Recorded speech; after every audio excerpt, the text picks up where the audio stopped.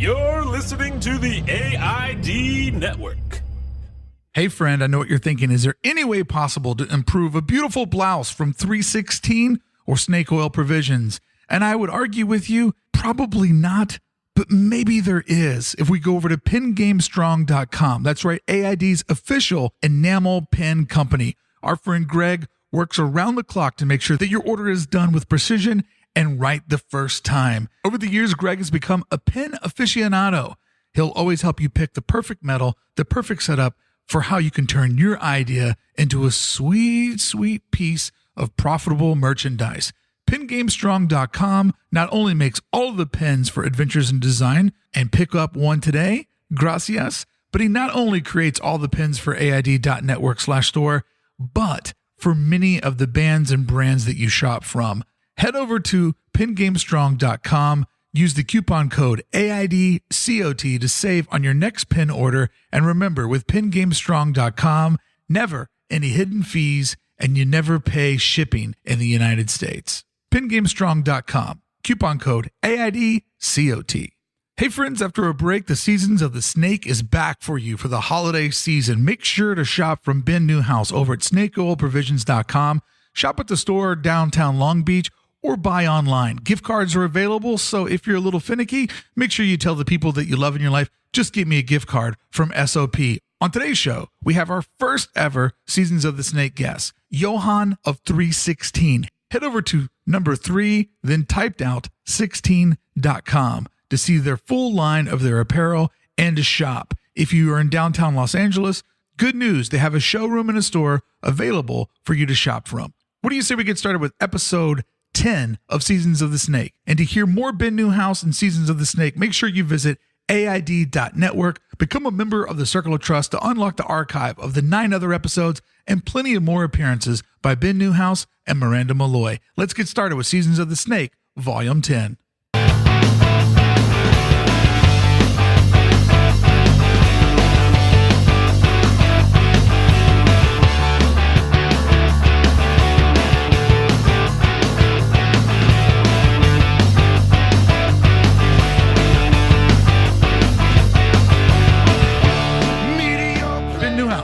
Hey. What's up, bud? Oh, A party's a fun thing to go to. It sure is. It's a lot of work to throw them, though. I don't know if you knew that. And it's expensive. Fuck yeah, it is. Yeah, people show up, they leave, and like, oh, that was fun. Yeah. And, you go back to your shop the next day, and there's still cups that you're finding in weird spots. Yeah. But what makes a party real fun, when somebody invites you to their podcast party, is a +1, right? I think so. And look who we got sitting with us today. We have Johan from 3Sixteen. How you doing? How you doing, bud? I'm doing well. Break this down to everybody. 3Sixteen is a lot of different things, right? It's a retail store. It's a brand, coast-to-coast locations. Like, there's a lot of different things that you and your partner, Andrew, are doing, right? Yeah, we have offices in New York and one here in LA. Okay.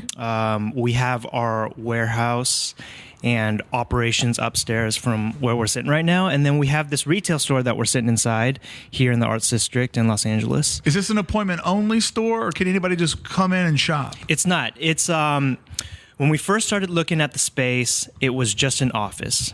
And we thought it would make for an interesting retail store because it is street side. There are windows you could see inside, but there's no street side door. Right. So part of the reason why we thought it would make for an interesting space is we like the experience of retail, and there isn't a whole lot of memorable experiences being created now. And so for us, we could have poured the money that we spent on this retail store into the web store, and it would have been a much smarter investment for us as a company.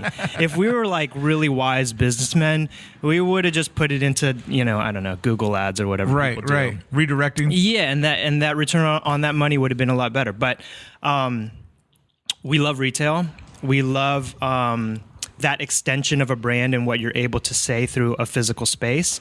And so we thought it would be interesting for people to kind of find their way into this retail store, and it sort of triggers something in your memory when getting in can be a little bit difficult. To me, it makes total sense because I know part of your all's idea of your brand is not being everything to all people. Like the brand is a premium line. So right there, you're already sort of getting rid of some folks that just don't want to pay premium prices, right? And that is the new way of the future. You're right about the internet. You could have put money into the internet, but where the internet works best is it helps you find your tribe. And a business like 3Sixteen, you don't need hundreds of thousands of customers. You just need 1,000 or 2,000 customers. We'll take 100,000 that are very loyal to you, though, right? Yes. And the store is sort of an extension of that. Like, does it make sense on paper? No, but none of this really makes sense on paper. Like, we're all going into a new era of get a small, dedicated audience. That's enough to float the boat. Sure. Yeah. We loved the feeling of shopping in Tokyo, finding something on a second floor with no sign. God, I want to go so bad. Crawl up, or like, some bar in a basement that you have to walk through a garage to get Mm-hmm. to, and that doesn't really it isn't really anywhere else. There aren't a lot of experiences where you have that sense of discovery, and so that was really important to us. And yeah, as a brand, I mean, we don't price things to price people out. We make products that are of a certain quality that we are comfortable with, that we feel like those products need to be, and so be it. If it prices people out, if it's too expensive for some people, if it's not expensive enough for some people. Yeah, we maybe talked about that a couple of times. Many times, and it rings true with us too. It's the same approach, and we kind of had the same talk about doing the physical store as opposed to being online. Yeah, on the trot over to the coffee shop. Yeah, and none of it makes sense on paper. No. At all. You're talking to a professional podcaster. I know all about things not making sense on paper. Yeah. But we live in this world where the real beauty of the internet is just finding that dedicated audience that realizes that these pants might not be for everybody, but they're willing to pay the price because there's extra details in there. It's just in little things. Like we're going to talk about your denim, but let me tell you right now. All right. Sir. Tell me. No offense. Oh, it's fine. No offense. I know where you're going. No offense. Ladies and gentlemen, this is the man that makes the absolute best t-shirt on the market. If I'm not wearing a graphic tee, I'm wearing yours. Thank you very much. Ben sold me on the navy. Yeah. I didn't think navy was a good color. I own like 5 of navy ones, 3 black ones, and it's enough to get me through a week with an extra one in case I sweat too much. Yeah. And it is the best t-shirt on the market, man. There's a funny story about that t-shirt. Let's hear it. With us and Ben. Oh, yeah. Have you told this story before? No, he doesn't know this one. When we first, before 3Sixteen and Snake Oil worked together, Yep. we had sent him a few T-shirts, I think early on. Yeah. This was right when you were starting the store. Let me preface this, though. They were plain tees. Okay. Oh, I see where this is going. Yeah. Because No pocket. This pocket is a godsend. When I wear a shirt now that doesn't have a pocket, I'm like, what am I doing? But Okay. I know where he's So they were T-shirts with no pockets, which apparently makes a big difference. Yeah. And Ben, he didn't like the fit. He wasn't too flattered with the fit. Yeah. The way that they made him look. Ben had an opinion? And so, No fucking and way. so he was like, I don't like the way these T-shirts fit, guys. It's not going to work for me. Yeah. Yeah. And so we didn't. And then I think another year passed before we kind of revisited the whole thing, and we started working together. Well, what's funny is I think I used the term "moobie." what's funny is I was going to let you say that. Yeah. I didn't want to have to say that for still you. his line. The thing that's funny is I went to Snake Oil Virgin 1. Yep. Still have a soft spot in my heart for that little me closet too. of a store. I Yeah. loved it so much. Smaller than this. It's funny to think that there's many people that live in the city that have a closet bigger than what that store was. Fact. But I bought a navy and a black one. And for whatever reason, it just didn't work out for me. The first 2 I bought, it just didn't work. I gave the black one away to my friend NG up in San Francisco and said, maybe this will work for you. And the navy one, it kind of lost its shape and it didn't work out. And I told Ben, I'm like, I'm not really thrilled on these shirts. And he said, they retooled them a little bit. Give it another try, which is why I love Ben, because he can get me to buy the same thing twice. And man, oh man, am I so glad I jumped in again, because it's literally like the t-shirt keeps its form. all day long. If you get into a nervous situation or it gets hot, it has a way of absorbing your sweat and not making you look like a sweaty beast. And the gauge, the thickness of it, it's so comfortable that when it's cool out, it keeps you warm. And this sounds insane, but when it's hot out, it also somehow does it. Like if I wear a thin shirt, I just feel sweaty and disgusting. Yeah. There's something about the thickness of this shirt that it's diverse for whatever climate you're in. It always feels right. It's science. And last but not least, and I say this about all my clothes I've got from Snake Oil, when I put it on, there's such a true fit to it, like the way that it takes your form. It's got to feel like when Batman puts on the suit that already has the nipples in it. Yeah. You know what I mean? Yeah, Like yeah, it's so dialed into Batman shape that the nipples go boink right in their little pockets. And so I absolutely love it. What's the retail price on this shirt, Ben? We do them individually. We might be the only store that does that. We Okay. do 'em. Is that true? There are maybe a couple of stores. Well, around the we world. started it. Okay, How you probably. about that? I'm They're sure 40. you did. They're 45 a piece. Which I know to some of you at home may sound insane, but I'm telling you right now, you'll buy one of these, it'll last you 2 years, and for all the other shirts that you'll buy, you're actually saving money. I have a bunch of black ones that are like almost 5 years old. Yeah, me too. I love it. Yeah. I mean, They're since super faded out and they look rad, Yeah. but I've got shirts that I've been wearing since the first shop. And how many years ago is that? 4 years ago? 4.5 years ago. Yeah. So I'm still rolling them, wearing one today. And like I said, if you ever see me and there's not print on my chest, you know that there's a 316 on there. When did the pocket come around? Did you influence that? No, No, we always did from the beginning. We did plain and we did pocket. Which sells the most for you? White pocket, I believe. It's got to be. Sells the best. But part of the reason is because there was an article maybe 2 years ago in the Wall Street Journal, a very thorough breakdown of blank T-shirts, plain T-shirts, and it was broken down by price category. So there was a really inexpensive, like your Hanes, your. So they just went out to the market and just got did everything. Yeah. And then there was a mid price where we fell, and then there was a super luxury high end like Sea Island cotton, Giza, that sort of thing, really expensive, over $100 per t-shirt. So for that mid price tier, we were the top recommendation. Yeah, you were. Yeah, you were. So Woo! I love it. That was a kickoff of us literally not being able to keep them in stock. Yeah. Doubling, tripling our production, and It's good. It's a good thing to have when you're a shopkeep because I don't have to promote those. right. They just sell themselves. You like, buy one. always. You buy one, and then when you come in and you're already flowing the stripe on the card, Totally. throw one in the bag. So here's the interesting thing about those T-shirts is they're not, in my opinion, as someone that worked on them for a really long time, they're not a super easy thing to buy.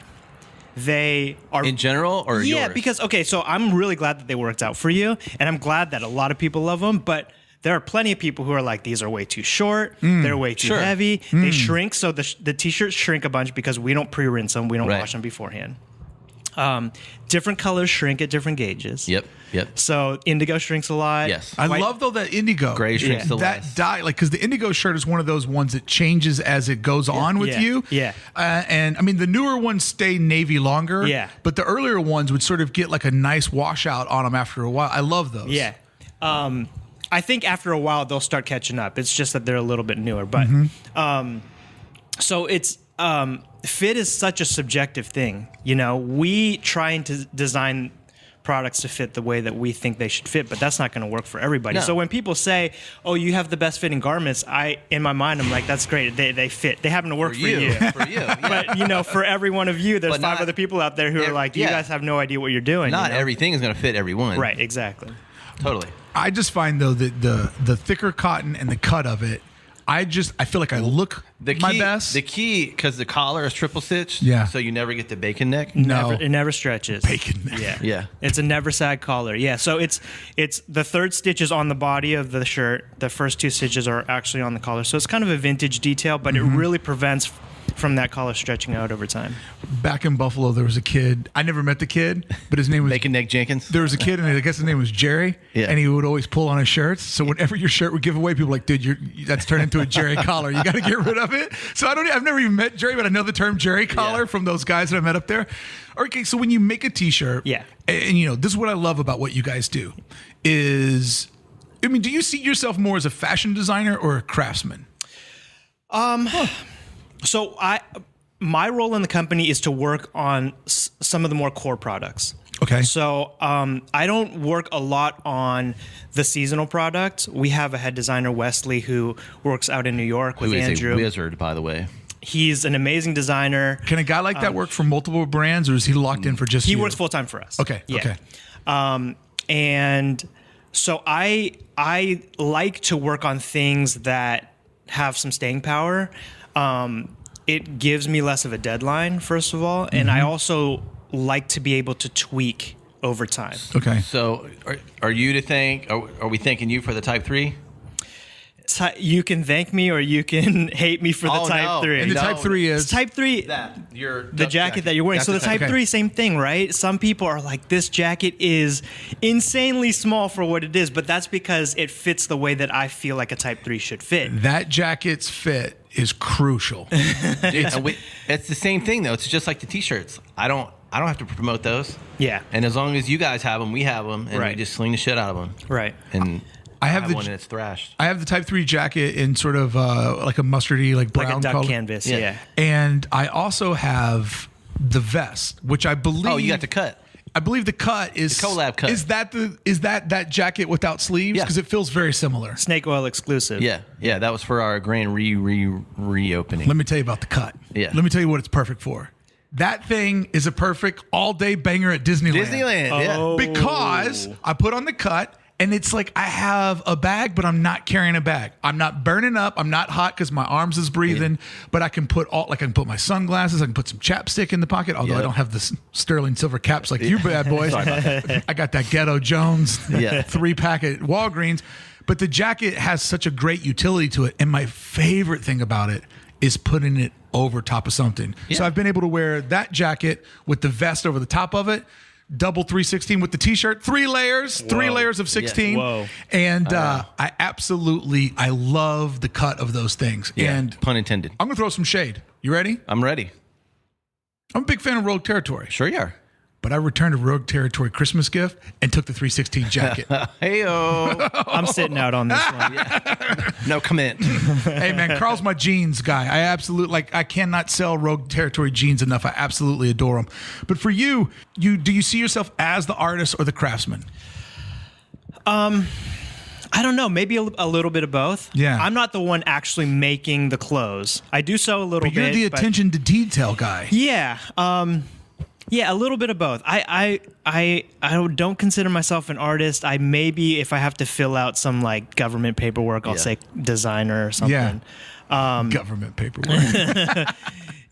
Probation or something. Yeah. So I like. I mean, when it comes down to it, I like the idea of making something that's gonna be sold for a long time. Something that's gonna last a long time. Something that's not seasonal. And I like the idea that I can continue to make it better minutely, in small increments. It doesn't have to be completely overhauled. It just has to be small tweaks so that it gets better. So with being that role in the company, Yeah. right? And you set out, I don't know if you set out to make the perfect t-shirt, but you wanted to make a t-shirt for your brand. And Yeah. I think that you did make the perfect t-shirt, and you can quote me to that. Definitely buy one, and I swear you'll enjoy it if you're shaped just like me.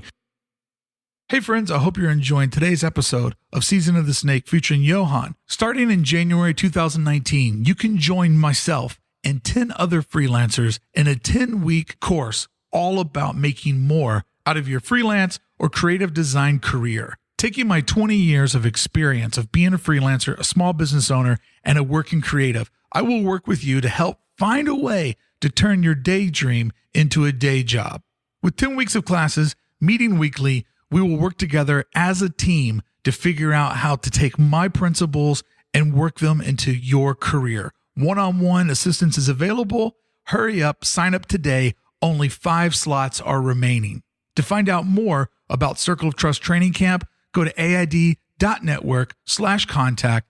I'll reach back out to you to give you more information about the courses that are starting in January and running till the end of March. Work together with a team of 10 to bring out the best in your 2019. I'm excited to work with you in the new year. aid.network/contact for more information. Only 5 slots are remaining. When you set out to make that, right? and you're like, okay, we want to do the collar in this triple stitch way where we fold it over and it's sort of a vintage detail, and we want to do the stitching on the end of the sleeves, and we want to put the pocket on it, and we want to use this gauge of fabric. At what point do you reverse engineer it and go, okay, we're looking at 20 something wholesale, 45 retail? Like, at what do you find a target point and try to like lean into that, or do you just create and then go, these jeans are 275 and that's what they need to be? Like, at what point do you reverse engineer the math? It's a little bit of a balancing act. We don't want to ever just make something just for the sake of making it. Right. So, and I think that really shows in the brand because everything's very utility and made to last. Yeah, we want to be able to offer either something that is so drastically different from what's on the market that it doesn't matter what it costs, or something that is better than what's out there at maybe a slightly better price. So there has to be a reason for making it, and so we have to have some sort of advantage there. When we started with the t-shirts, they had to be heavy. The fabric had to feel different than what you could buy elsewhere or what was really readily available. And so that's the base of it. The sewing details and the fit of it, I mean, dependent on your factory, but the fit of the t-shirt you can copy. You know, another brand could take and copy, and I'm sure other brands have. Yeah. But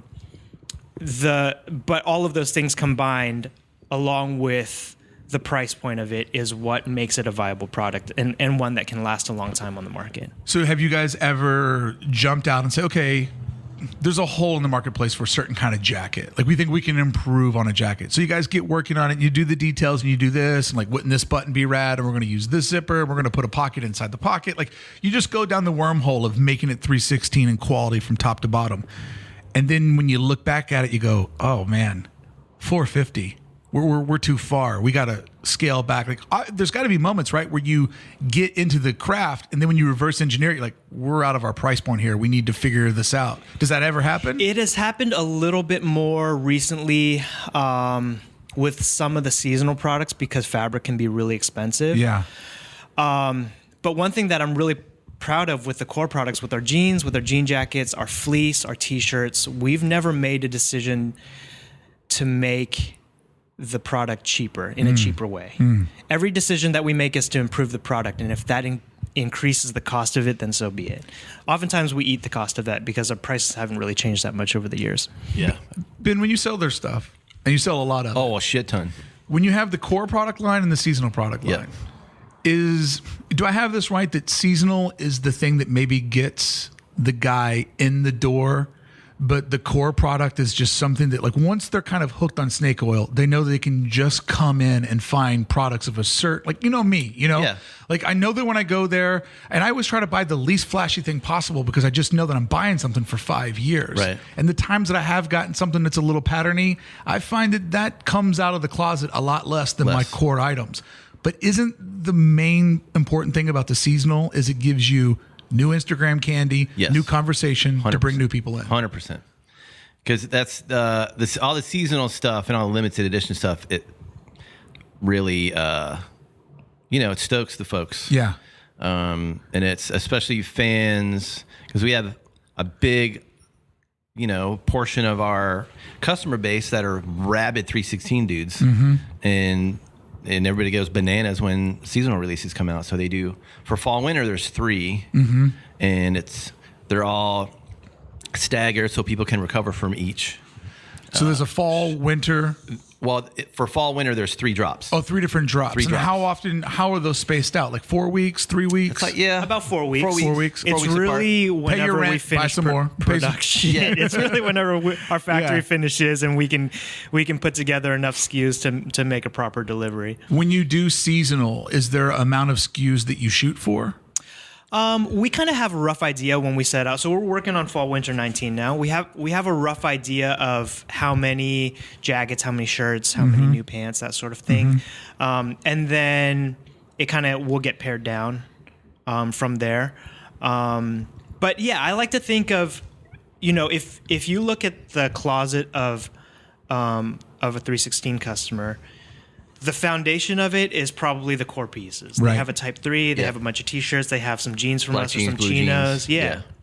And then the fun things sprinkled in are the seasonal pieces. Yeah. Some of the patterns, some of the flannels, those sorts of things. And so it definitely, for a retail store, it's absolutely necessary to get new people in the door. For a Yeah. brand, it's absolutely necessary for people to, you can't keep selling the same things to the same people, you know? So Yep. Right. It provides for something interesting that's new, that's a little bit wilder, a little bit more fun. Has anything ever gone from seasonal and got converted over to a core product? Like you made a jacket, like, man, this jacket just, we didn't realize it, but it bridges a gap or it patches a gap that we had in our line that we just need to make these all year long. Has that ever happened? Yeah, this the stadium jacket, which is sort of our take on a varsity sort of shaped jacket. Yeah, I've seen those before at the store. Yeah, wax canvas outer with the quilted liner and black ribbing. We started making that jacket in 2008 or 2009, and it was the original intention of it was not to be a core piece, but we've made it for years now. We make it every year in a couple of different colors, and we sort of switch out colors here and there, and we'll do it in some interesting fabrications. But the original intention of that was not to be part of the core collection. With a brand like yours that's premium and has a certain sort of customer, I can't even begin to guess if you redo navy t-shirts, like what quantities is something like, if you do jeans, like if you guys redo like one of your core jeans, do you guys make hundreds of them, thousands of them? Like how much of this stuff is actually put out into the world? The jeans, our production runs are a couple hundred at a time. Okay. T-shirts, it's usually about 1,000, maybe a little bit more, depending on how much need we have. And I try to, as much as possible, keep that stuff in stock all the time. So that if a Ben's like, hey man, we're out of navy, you already have it and ready to go. Well, the beautiful thing about the collection is that seasonal comes and goes, and so you pre-book that in advance. Yeah. Core, our aim is to keep it in stock all the time. And so for a retail store, it takes a lot of the guesswork out of buying. As a buyer for a retail store, you have to be guessing right 50% of the time or more to keep your business going. Ain't that the truth? Right? You're projecting a year in advance, and you have to predict correctly so that stuff sells, so that you can keep your business going. With the core stuff, it's a restocking business. Fillings. It takes a lot of the thought out of it. And it just makes it sort of plug and play really easy. Yeah. So do you guys have a threshold where it's like when you see the denim wall get down to like, there's only 25% left. All right, time to reorder. Like, do you have a threshold where like when it gets to a certain quantity, it's time to call the factory and be like, we need another 500 or? Yeah, it's we really should be, and hopefully next year we'll have some aid in some programming that will help us.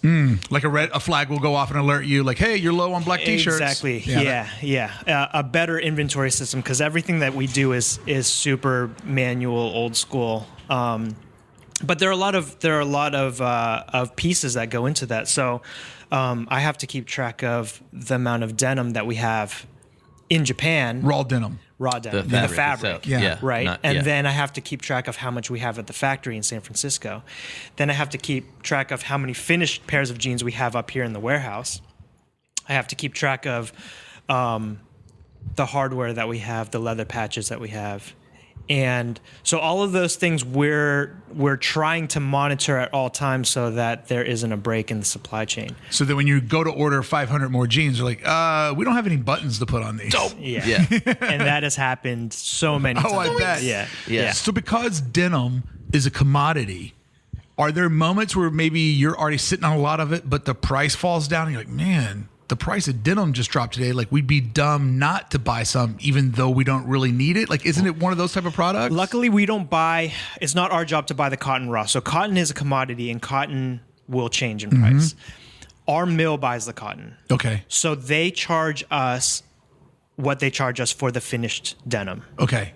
So the denim that we use on our jeans is made specifically for us. It was designed by us, and it's made in Okayama, Japan. But that price is set. Okay. So if it goes up a little bit, the factory, that's figured out on their end. You're not having to sit over here and go, damn. Yeah, and it's probably different because all your stuff is proprietary. It's not, you don't use existing fabrics. So there is a bit of fluctuation in the yen to dollar conversion. Sure. It always fluctuates, but it's generally a pretty small amount. There are some fluctuations in metal prices. So sometimes when we buy hardware, the price can fluctuate a little bit, but it's not like the stock market. It's not changing, or they're not changing prices on us every day, although the commodity price may be changing every day. When the president starts to go wild on tariffs and international trade, does that make you squeeze your ass cheeks a little bit? It has affected us. Yeah.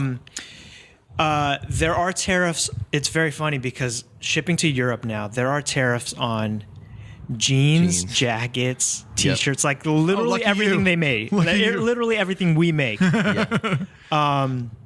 And so, we've had to work with our retailers out there in Europe because they're all of a sudden they have to pay 25% duties on everything. And they already pay really high duties. Yeah.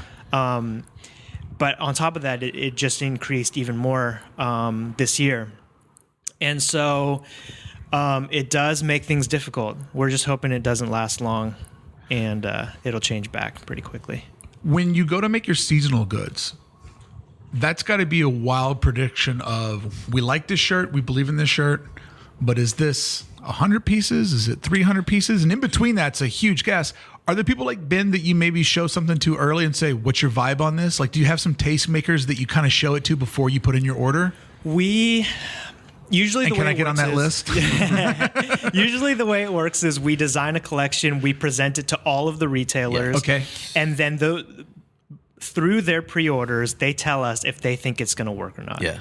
And if a piece just does not pre-book well, then we have the tough decision to make of whether we believe in it enough to hit the minimums, produce, and hope that we can push it on the back end, or just cancel it. Yep. Is that a blow to the ego when you have to, when somebody's like, I want to buy this shirt, and then you know they're going to get the email, it's like, sorry, it's not happening. Is that a rough call for you to make?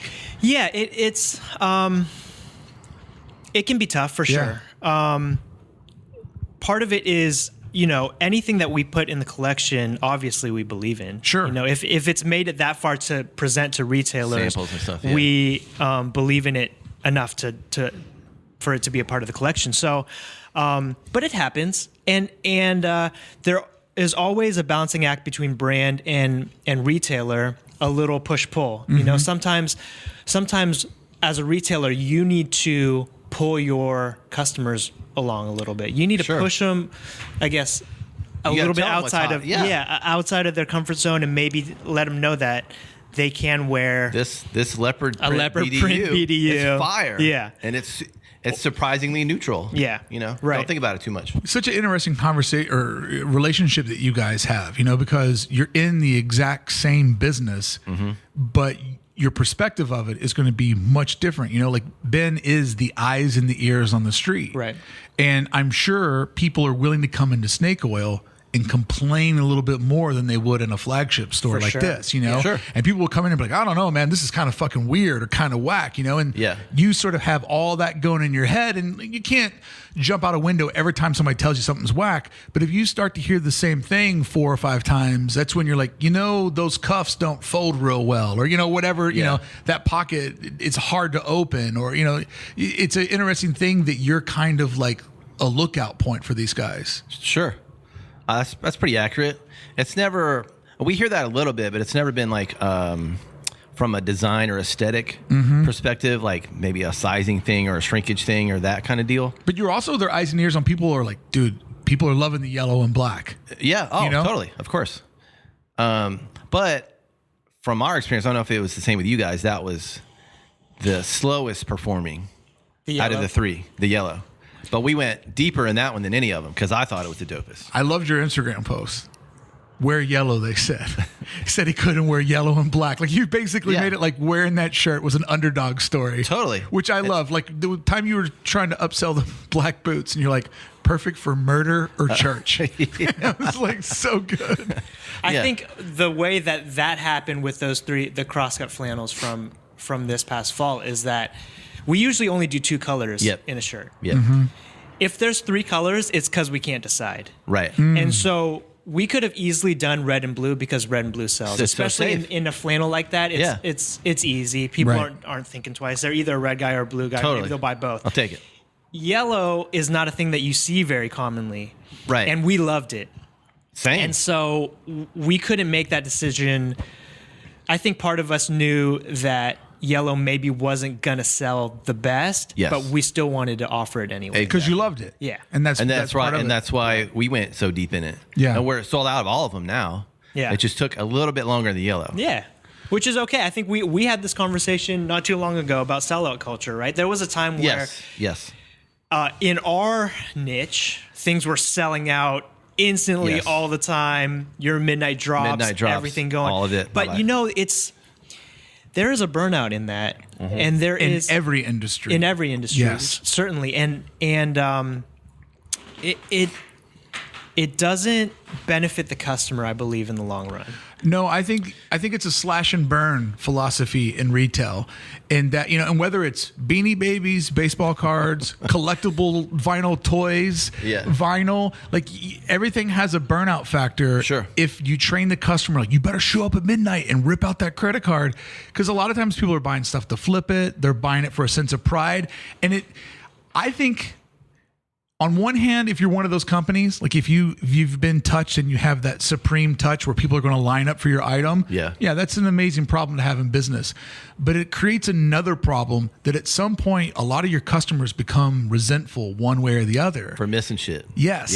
Yeah. Or just for feeling like they got burnt because they went there and they got it, but it didn't sell out fast enough. Like it becomes more theatrics than it does retail. And I've seen it drive a lot of companies crazy that fell into that world. Like, how do we keep selling our movie posters out in 15 minutes? Yeah. Right.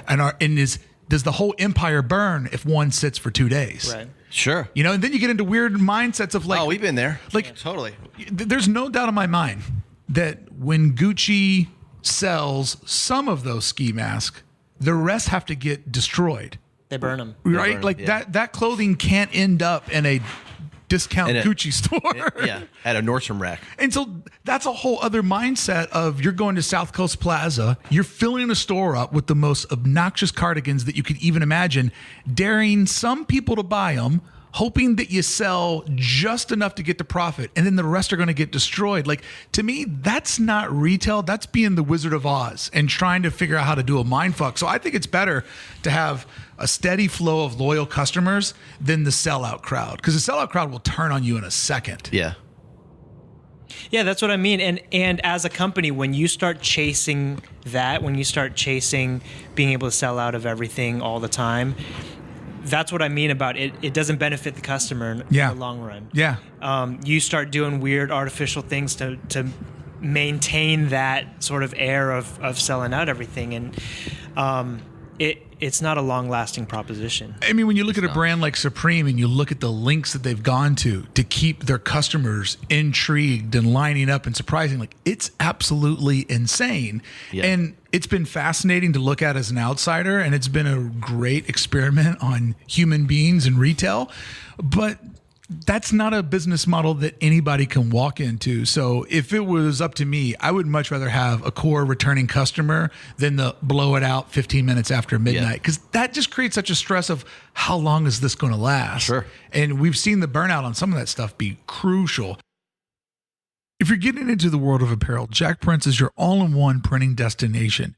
You can choose from several different types of printing and any type of garment that you could put your mind around, as well as custom embroidery. And if you already own a brand, it's the perfect place to shop for custom stickers and hang tags, where you can always pick custom shapes, free liner printing on your stickers. And if you're looking for an affordable way to promote your brand, all kinds of custom printing for items such as business cards. Try their thick stock, custom painted edge business card to really make an impression.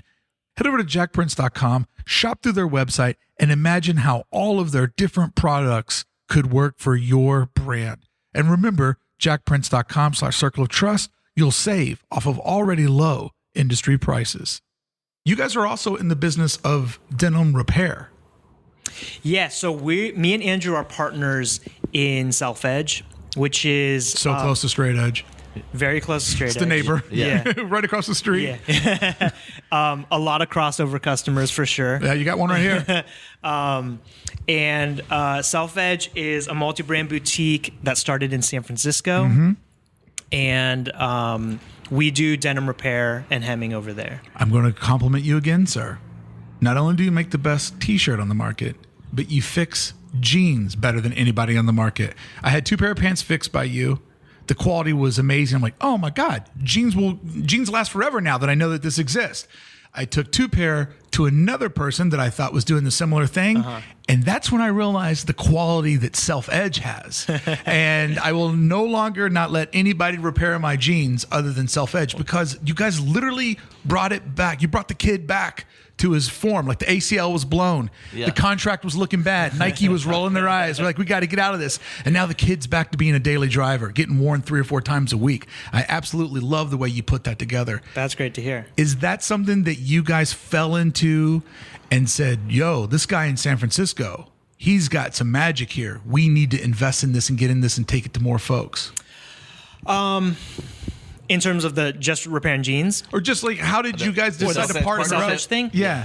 So Kia and Dimitra started Self Edge in 2006 in the Mission in San Francisco, and they started by bringing a handful of Japanese denim brands to North America for the first time.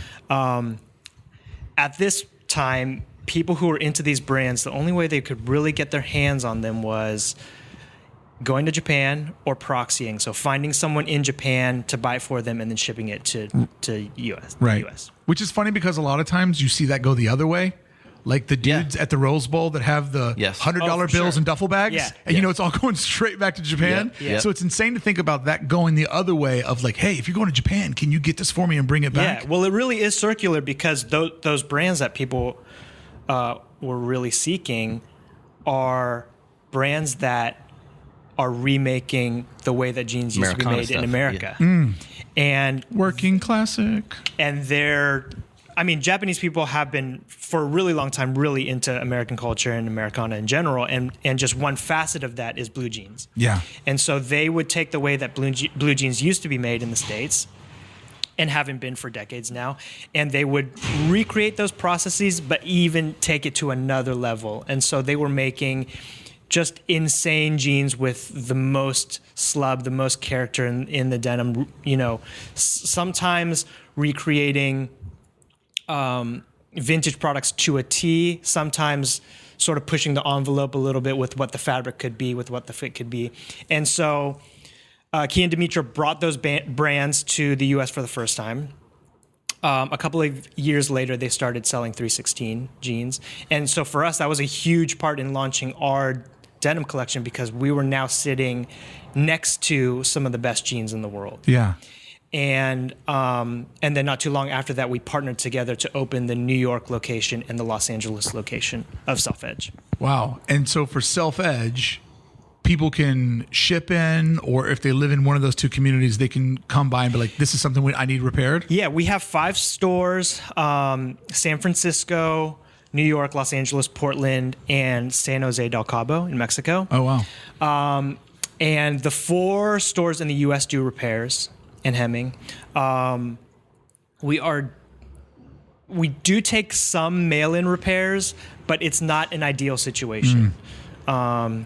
You want to be able to sort of talk it over with the customer in person and show them how it can be repaired. Makes sense. And then the idea of losing someone's jeans in the mail that have been worn for 3 or 4 years is just crucial. A nightmare for all of us. So for the most part, we just take in walk-ins. I know this is going to sound wild to the guy at home that's, you know, budgeting a family of 2 on a graphic designer income, but know that it sounds insane to like spend $45 to fix your jeans because they're thinking, I can go to Gap and get jeans for $45. But my God, to take your favorite pair of pants and to bring them back to life and know these are now good for another 18 months, 2 years before I got to send them back to the shop. Like, I'm literally committed to my pants, riding them out to the end till eventually somebody's like, it's over, man. Yeah. It's over. Let them go. You had a good 16 years, but it's over. You got to let these go. And it's also a good idea to try to stay in that same weight class. Stay in my fighting weight. Keep you honest. That's right. Absolutely. Get your honest slacks. Like, dude, if I lose these pants, I got to walk around bottomless. Nobody wants to see a chubby guy with no pants on. Well, speak for yourself. So is that a booming industry as people are getting more and more into premium denim like myself and like I want my jeans to last the end of time? Yeah, for sure. I mean, the idea of breaking in a pair of jeans and wearing it to perfection and then, forming a hole and not being able to wear it, that just doesn't make sense for everything that we do, right? So you want to be able to break in a pair of jeans and repair it along the way so that you can now enjoy that broken and faded pair of jeans for a long time.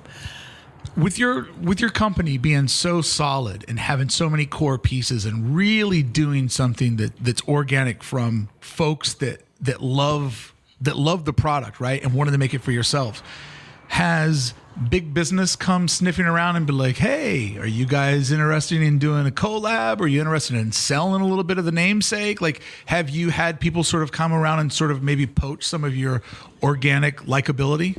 We haven't really been approached for investment. There was a time where... Hold on, let me get my checkbook out. For a while, we had taken a couple of meetings, not with big companies. LVMH hasn't come around sniffing or anything like that. But we had some conversations and it didn't really go anywhere. I'm sure there are some larger companies that are maybe paying attention a little bit, but generally speaking, we don't really catch wind of that. It's interesting because this is our 15th year in business. Congratulations. Thank you very much. No easy feat. And for most of those 15 years, it has been the idea has been how do we keep it going for another year? How do we make it to the next season? Yep. We're self-funded, and so there have been times when that next season seemed like it was not a guarantee. Yeah, a mirage. And so now it's starting to get to the point where, like, okay, me and Andrew both have sons. Like, is it possible for us to pass this on? And, is this really viable as one of those family heritage companies that gets passed down and the next generation takes over? So we'll see. Well, that would mean that your sons would do a great job, but their kids are going to blow the whole fucking empire. Probably. Because that's normally, it's the third generation that blows it. That's the way that it always works. Ben, hey, it's been a wild year for snake oil. Sure. It seems like just as the dust was settling on 3.0, you guys opened up the female shop around the corner. Indeed. And then we were both, me, you, and Miranda, and everybody at the Snake Oil fam was just like, man, humans really have a hard time figuring out how to turn right. Yeah. Like, how it's one left out the door, one right at the corner, and you just send them out into the world and like, no, where are you going?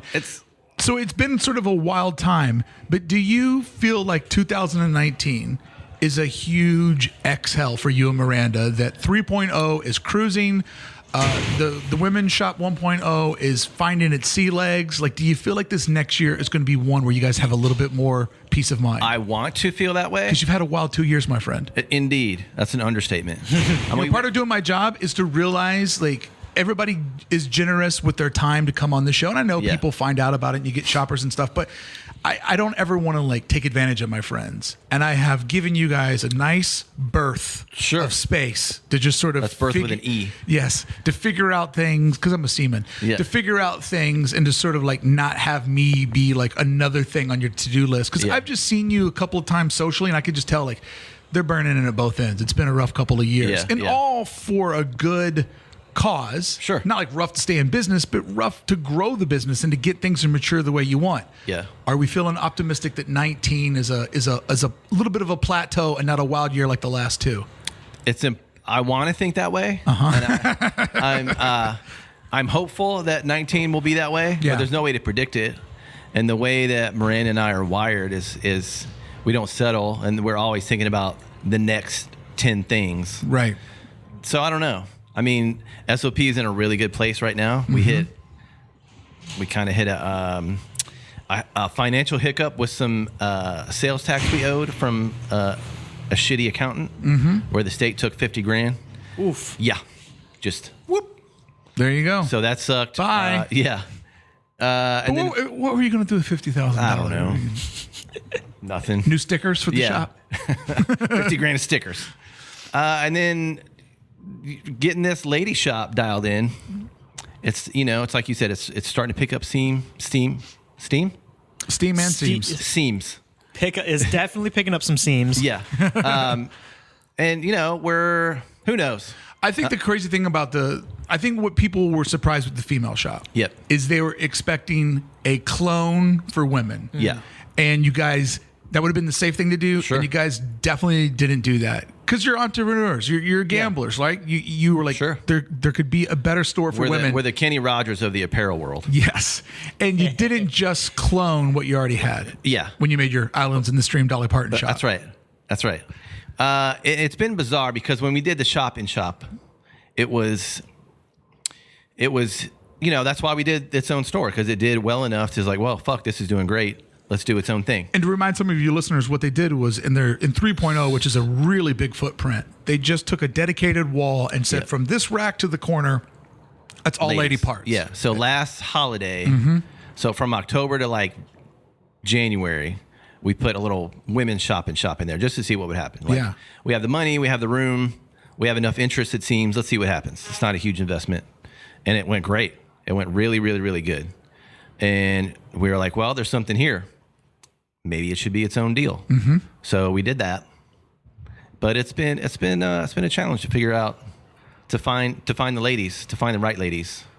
Oh, I mean, even though it's clothing, yep, and it's from a similar mindset, it's a whole different animal. I think there's not even words for how different it is. Yeah, I mean, it's a whole different vibe. Yeah. And then there's the other thing that, men and women are wired differently. So it's a whole different shopper. It's a whole different mental perspective. To my knowledge, it's the only shop that offers that brand mix in the States, at least. So, I can't think of one anywhere actually that offers that brand mix. Yeah. And so in a way you're not just starting a new business, you're trying to carve out a new consumer. I never thought of it that way. That sounds really heavy. That sounds way harder now. But that's true. I think that's exactly what it is. And I think that, adding another level of difficulty, you're doing it in a neighborhood that hasn't always been known for high-end shopping. Like downtown Long Beach is a transitional neighborhood. You guys are a couple years early to what's going to happen there. I think we're early. I think, to toot our own horns, we're trailblazing a little bit. Mm-hmm, I'd agree with that. But I think it's a solid idea, and I'm really stoked on it. And the space itself is incredible. Mm-hmm. And with what's happening in Long Beach, I think it will be a force to be reckoned with. I think one of the things that I didn't really think about when I moved here 5 years ago is if you are in LA, not only do we have so many people that call this community home, but kind of everybody passes through here once every so often, And if you look at LA over the next 10 years and the monumental things that are going to happen here, we're getting the World Cup, we're getting a Super Bowl, we're going to have the Olympics are coming back, like the amount of big things that are coming through. And, I do the show and I exist in a digital space and it goes out every day and people download it. So when people come to LA, there's not like an AID place to go to, but I get tagged at your shop a lot because you're one of my buds that is customer facing. So like people go and shop from you. They go and get tattooed from Tavo. Like they go to Violent Gentlemen. Like there's these different outposts where I'm like, man, the listeners do come to LA and we've done such a good job of making them say, when you come, stay in Long Beach. Yeah. And that happens a lot. All the time. People, I think 2 days ago, someone said they discovered the shop via AID. And a lot of them are international too. That's the thing that, like when Australians are like, hey, I'm down at Snake Oil. It's pretty great. And I'm like, oh, that's amazing. How'd that happen? Yeah. But I'm excited for you guys because obviously as an entrepreneur, like we're always trying to figure out what's that next thing. I mean, look at you guys. You have a clothing line. You have a retail store. You're also doing denim repair. God only knows what else is on the checklist of things you want to get to pass down to your kids, privileged kids. But, you're always trying to like get a little bit more. But after you take on that little bit, there is that moment of like, I need to coast for just a little bit before I get into that next fight, you know, because even your MMA guys or your boxer guys, they do take a little bit of time off before they sign that next fight contract, you know? Sure. And I think that I hope you guys have that year where it's a thinking year and not an action year. I really want to take that advice because the level of fatigue I'm experiencing now is like unrivaled. I've never... Which is wild because you guys were so close to just being at the chill point. Oh, I know. I know. It's so dumb. And every business owner knows that moment where you're like, oh, everything's settled down. But that place across the street is really That's part of the cheap. sickness. Yeah. It When is. You're chasing it. When you're a serial entrepreneur, you can't. I think part of it is the fear of losing it, and you want to keep pushing so that you never know when everything's going to collapse. That never made sense to me until I got a little taste of success. Yes. Because when you're just the underdog and you're just trying to put together your first store or make your first pair of jeans, that's a different mindset until when people start showing up and paying for your podcast. And you're like, I'm making money off of a subscription service. Holy shit. What now happens you if have these people something to leave? lose. Exactly. Yeah. What happens if these people go away and my paycheck's not there Friday? I'm like terrified of that every day. That's why I show up and work so hard. Yeah. So I know what you're saying there. Yeah, me and my wife, because we weren't busy enough, we launched a new company 2 years ago. Incense, And then we had kids. We had a kid, and then we had another kid, and now it's throw it on the pile. Yeah, so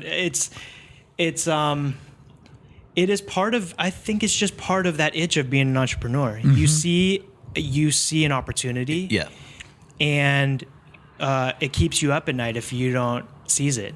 You know, there's been times where the idea pops in my head, and then I go to the cinema, or I'm going someplace that requires my attention. Cinema? Yeah. Are you an 85-year-old white lady? Sorry, I do my pop culture show with a guy from. It's a matinee. It has to be. I do my pop culture show with a guy from the UK. Yeah. So I'm always like getting his stupid, his vernacular. Yeah, his stupid language into mine. Right. You know what I'm saying, mate?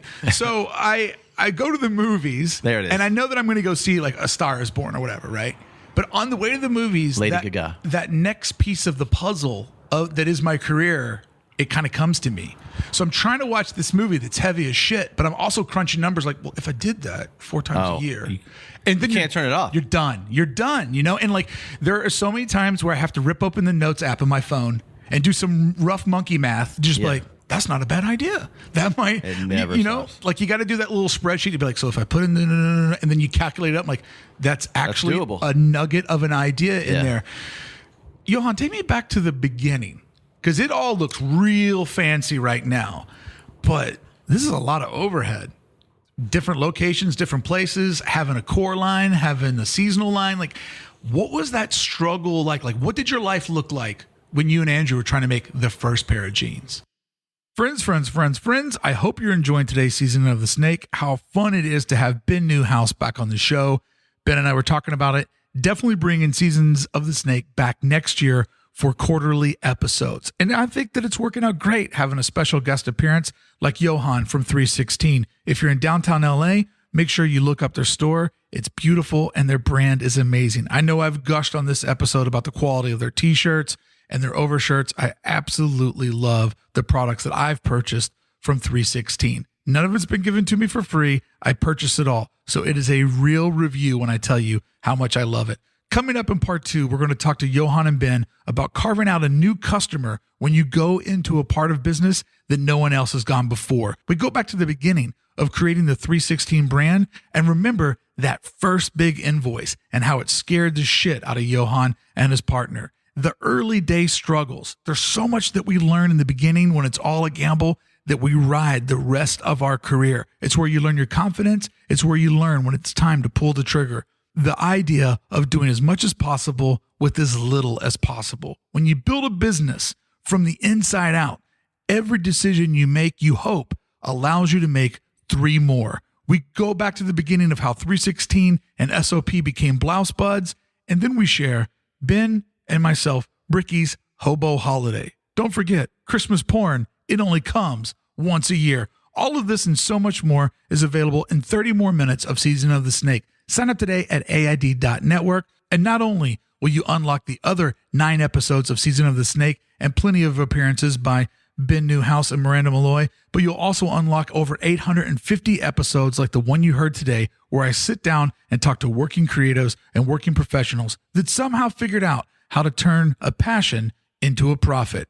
Let's get into part 2 of Season of the Snake. Thank you so much for signing up and becoming a member of the Circle of Trust and supporting America's only daily talk show for creatives just like you at AID.network. What was that struggle like? Like, what did your life look like when you and Andrew were trying to make the first pair of jeans? Or graphic tees. Yeah, we started Before off, that, yeah. When Andrew first started the brand in 2003 with another partner, they both had full-time jobs. What was he doing full-time? He was in IT consulting. Living in Chicago. Okay. His partner was a graphic designer and photographer living in New York.